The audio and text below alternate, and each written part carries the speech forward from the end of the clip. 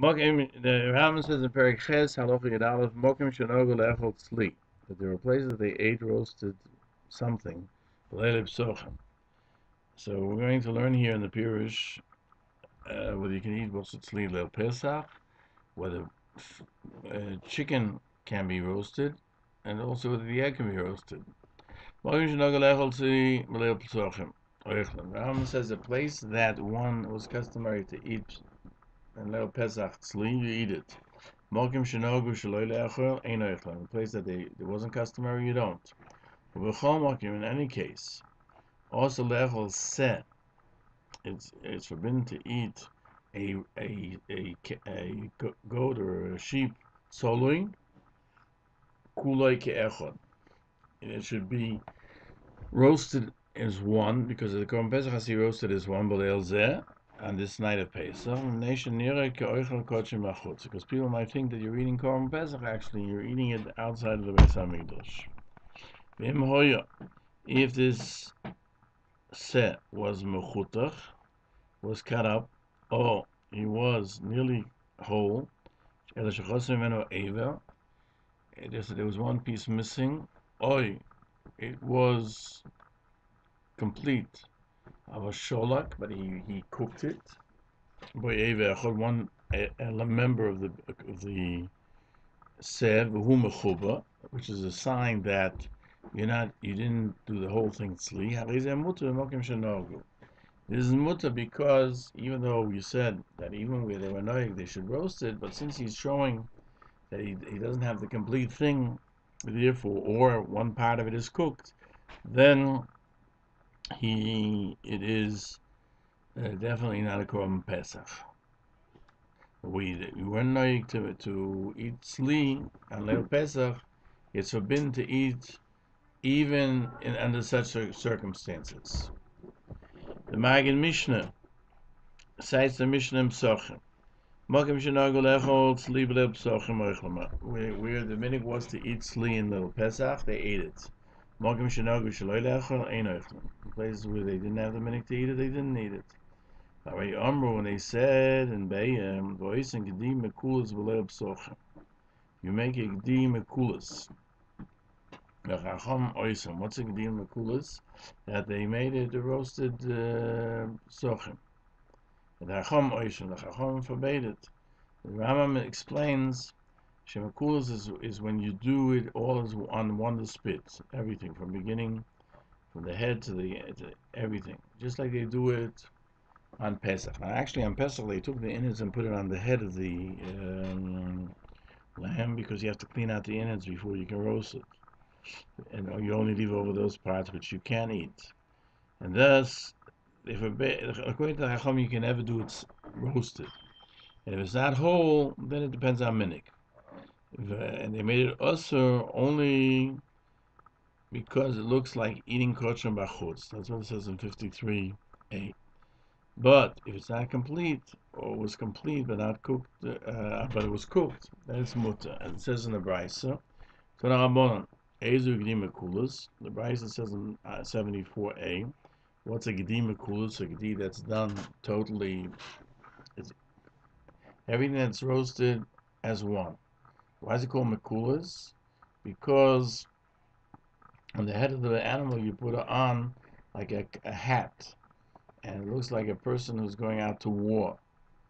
And there are mit kulsu. That means it looks like a helmet. Furthermore, it says in the Brisa that if you take off one of the limbs, or you cook one of the limbs, that's not called mekulas, just like the Rambam Paskin see. And the Gemara Amar Sheshes, even if it was totally cooked, even though it's mekulas, it's mutter because it's not totally roasted. And this is the psak of the Rif there as well. Rabbeinu Menach explains that Visholak Ba'eva means while still attached to the animal, they put that limb into a pot and let it cook. If you say that he cut it off from the animal and then he cooked it, obviously, if they took it off and if they separated it and left it on the animal, it's a mutter. Certainly, it's the Eish is also mutter. And so, therefore, when you cook the whole thing, it's definitely mutter. You cook a piece of it, it's definitely mutter. And also because without the bishul, because it doesn't look like it's not complete. So you see a whole animal with one piece missing to tell you that they didn't make it roasted. Now the halacha by the Korban Pesach is if they cut it up la halacha, yoytze. But since lachatchila you're not supposed to cut it up, so therefore they didn't make a gzeira ad kedei kach that even if it's cut up, it should be also. Halacha l'maisa, Machaber writes, where a person they used to eat roasted leil Pesach oichlan. Where they're knowing not to, you don't eat it. So the Mishnah Berurah says in Ashkenaz, in Europe, ain't knowing lechol sleep b'shnei halaylos. Both nights they did not eat sleep. Go to the next page. And even pot roast, as we call it, meaning inside a pot, the juice of the body of the animal causes water to seep out, and then that re-cooks inside. That's called pot roast. And or he puts in the bottom. That is, even though it's not similar to the roasting of Pesach, because there on Pesach you cannot roast it that way. Pesach it has to be a roast where the liquids all drip into the fire. Even so, it's forbidden because of Maras Ayin. People will see it looks roasted. They'll think if you can roast this way, you can roast the other way as well. And even if he cooked it in water and only afterwards he made it slikeda, there's a reason to say it's also because it looks like it's cooked. Just like pot roast is forbidden, this should also be forbidden.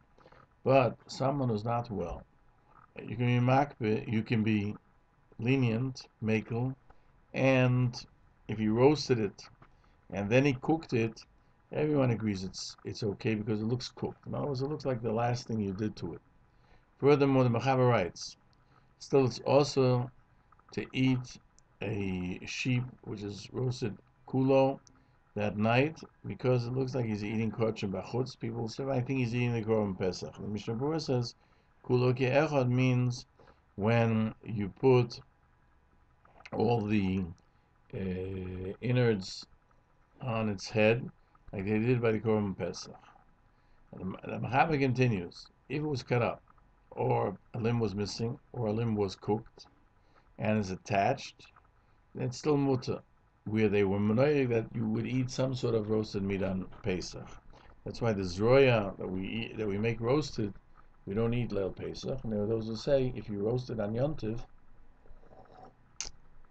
it's brought down, then you should eat it the next morning so that you shouldn't have done it for no reason. Mishnah Berurah says they roasted it cut up or even attached, but they took one limb and cut it before they roasted it. And at the time of roasting, they put it together and they roasted it together. So Mishnah Berurah has a different take on it than we said before, that he dipped the hand of the animal into a boiling pot. But he says no, that he cut it off, just that he attached it afterwards and roasted it afterwards. What happens if it's what about roasting chicken? Chava writes, everything that needs slaughtering, whether it's a bosa ego, which means calf meat, or birds, you cannot eat it roasted. Where the minig was not to eat roasted. So Mishnah Berurah says that even though you can't make a Pesach from either calf or from chicken, still you can't eat it sli, because then people might think that other meats are also permitted, such as either from sheep or from goats. But something that doesn't need slaughtering, like fish or eggs, you can eat them sluyim, you can eat them roasted, since they're not, nobody's going to mistake them for meat, and they won't say that if you can eat this roasted, you can eat also the meat roasted. And now we'll go to Halacha Yud Beis. If a person doesn't have wine, Rambam says, Misha ein lo yain, Perek Ches Halacha Yud Beis. We're going to learn in the Peirush, if he doesn't have wine, and he doesn't have vegetables to dip in, other than mora, ela mora, And what's the nusach habrocha? Let's see. He still has to eat the matzah, and he makes a brocha on the pas because you can make kiddush on bread. In places where they didn't have wine, they used to make kiddush on the bread. In Leila Seder, you have to make kiddush on the wine, even if he wants to eat bread. But if he doesn't have wine, he has no choice. He does everything according to this order of the El Pesach, just we mentioned before. Now, what do you do, Mishain Lo Yerek? If he doesn't have vegetable elamora, except for mora bilvad to dip, is betchilim avorach al amora, shtei brochas. First he makes on the mora 2 brochas, puri piadoma and achilus mora v'oichel. And when he finishes the agoda, he makes a brocha on a matzah, and he eats it, and then he goes ahead and eats v'chois v'oichel and amora b'loi brocha. So in other words, the first dipping, he makes 2 brochas because he's eating mora. He can't say he didn't eat it, so he's fulfilling the mora before the matzah, according to the Rambam. The Magen Mishnah Rae Gann cite the source as being the Rif. Somebody who doesn't have wine on Leil Pesach, first he makes a brocha on moitzi, and he's boitzeas hapas, and he cuts the bread, and he puts his hands on it until the end of the kiddush, and he makes a brocha al achilas matzah, and he eats it. And metabel is shara yorokis. What does he mean here? Metabel is shara yorokis. V'oikes hashulchan. And he dips that, in other words, the thing that's not mora, he dips, and then he takes away the table. And he says, "Man ishtano," and the whole agoda go Yisrael. Then he makes a brocha on mora, alachilas mora and oichle. Then he takes mora to mora together, without a brocha, because he already made the moitzi, and he already ate the he ate the vegetables, which was the mora, or which wasn't the mora. Now he's eating mora. Beinu, he says, "V'akach koyer matzah mora." That's eating without a brocha, but the mora he has to make a brocha separately. Rabbeinu Manoach is of the opinion. First he says amoitzi before Hilchos Matzah, because that's what you say every night of the year. We know there's a din of Todah v'sheina Todah, Todah koydem. What's first? Whatever's continuous, whatever's more prevalent. Furthermore, he explains that after Kiddush he says Shechionu. After Kiddush he makes Shechionu, and Agos Maimonides brings down a Tshuvas Rab Sar Sholem going that somebody who makes Kiddush on Apas and he finishes the Seder HaPesach, and only afterwards he makes the Brocha Matzah, and he eats it. The Seder HaPesach means the Agoda, and then Rabbeinu Avi Ezri brings it down that way too. And in other words, he eats everything till the very end, and then he makes a brocha on the matzah. He doesn't make the brocha matzah at the beginning. Ator cites that Ritzgeis writes that when he makes kiddush, he makes only the moitzi, and he finishes the kiddush and he eats matzah without a brocha al achilas matzah. And only after Amiras Agoda he makes a brocha al achilosai, and he can eat it, and he makes a brocha on the mora and eats it. But Bala Ito writes that immediately when he's mekadosh and he makes the brochas on moitzi, he should make a brocha al achilas matzah, and he finishes the kiddush and eats it, and then he eats also some mora, because you shouldn't separate between the matzah and the mora. So we have here a few possibilities. I don't know why they don't mention the other possibility, which is that you make the moitzi on matzah which is not shmura matzah, which you're allowed to eat leil Pesach. So it could be either because they wouldn't eat such matzah, or it could be because since you're supposed to make the brocha on lechem oini, the kiddush, as we had the question before, whether you make on the whole or the half, you make the moitzi, so you had to do it on both. We learned before the moitzi and the half. Therefore, we had no choice because it's not in one of them. He's eating the chiva matzah, and therefore you have to say ala matzah at that time as well.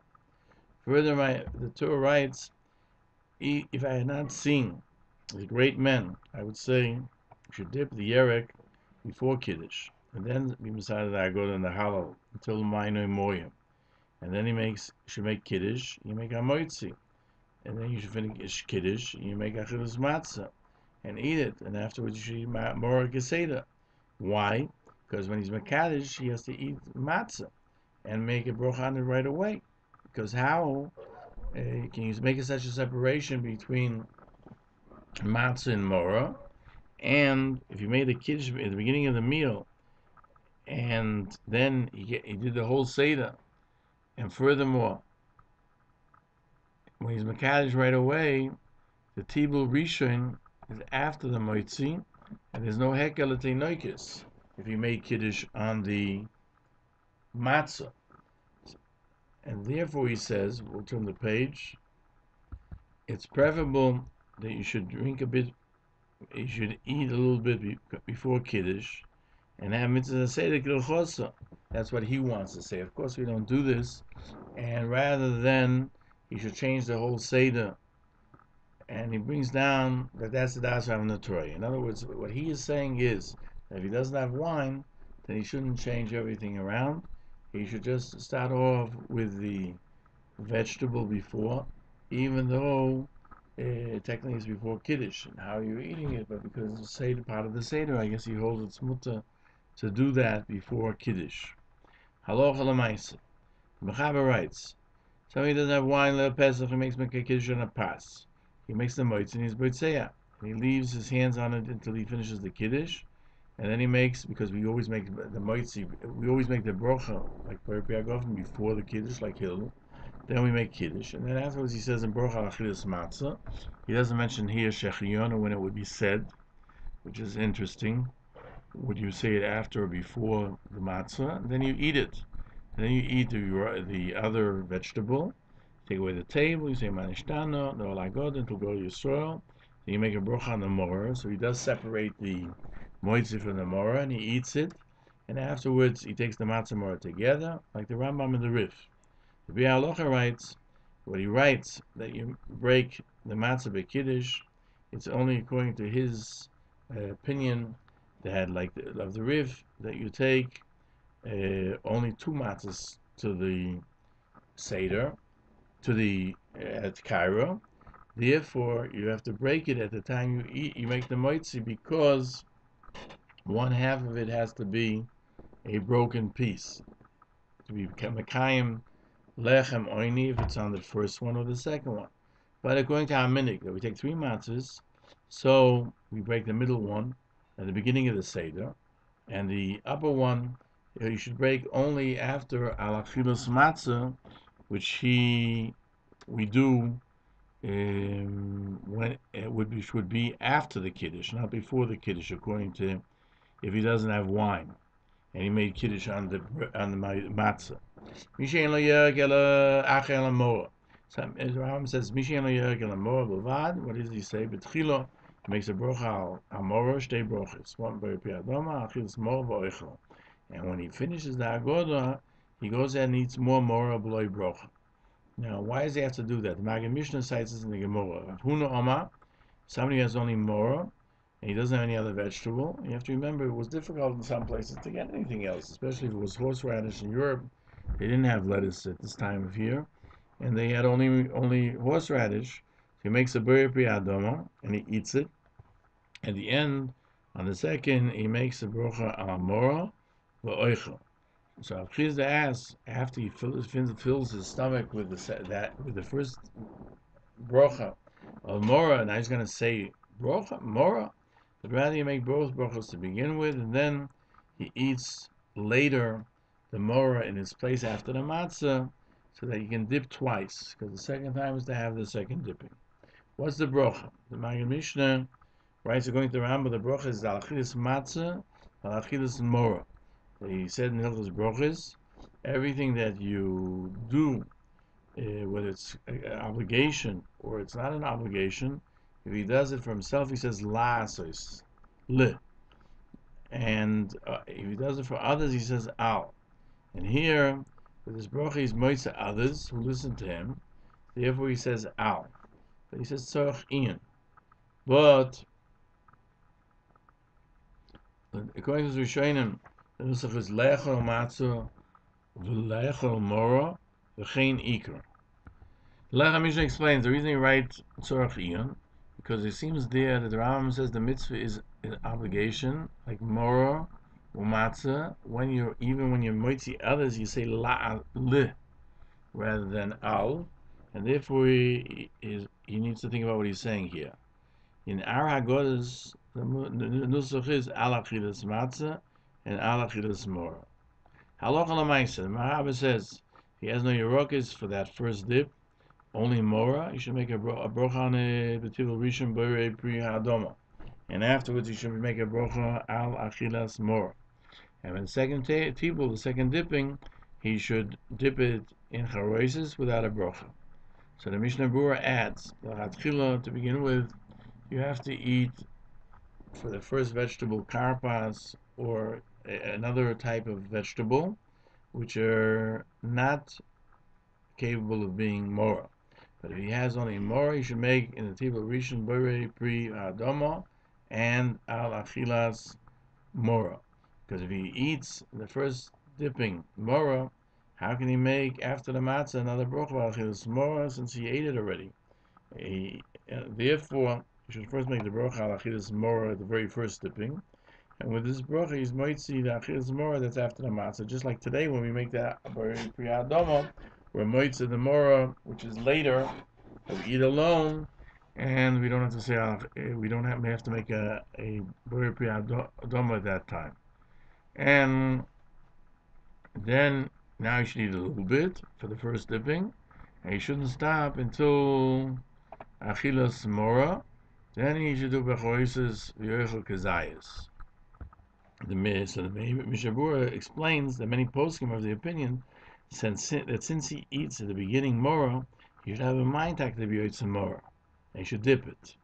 And when he'll eat a second time mora, he should eat it l'shem karpas, and therefore he doesn't have to eat it kezayis, and he can dip it in charoises. He can do it in chometz or mei melech according to this Mishnah Berurah. But I'm just wondering why we don't say that the reason we don't eat a full kazayas by the first dipping, by the first yarek, is just in case it is mora, that we're not yotzei the mitzvah of mora. Will only be and therefore when we get to the mora, we have to make a bracha on the mitzvah, which we don't have otherwise. We'll stop here.